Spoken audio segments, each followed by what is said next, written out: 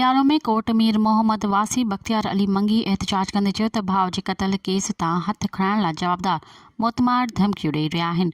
मुंहिंजे ऐं घर भातियुनि जी हयातियुनि खे ख़तरो आहे। हुन वधीक चयो त 2 साल अॻु धाड़ेलनि मुंहिंजो भाउ क़त्ल कयो हो, जंहिंजो केस कोर्ट सगुरी में हली रहियो आहे।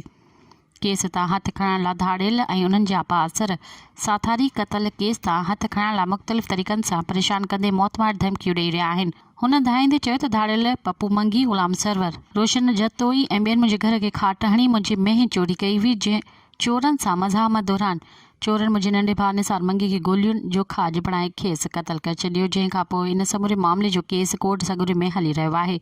जंहिं केस तां हथ खणण लाइ ॾोहारियुनि जा साथारी मुमताज़ पंवर, अली हसन शेख नाले हमरा मुख़्तलिफ़ थाणनि ते मूं मथां कूड़ा केस ऐं NCयूं दाख़िल कराए मोबाइल फ़ोन ज़रिए मूंखे हिरास करे रहिया आहिनि। ख़ुदा मूंसां इंसाफ़ करे तहफ़ुज़ फराहम कयो वञे। मज़ीद ख़बरनि ऐं तफ़सीलात लाइ विज़िट कयो असांजी वेबसाइट www.awamiNewsHD.com ऐं ॾिसंदा रहो अवामी न्यूज़ HD।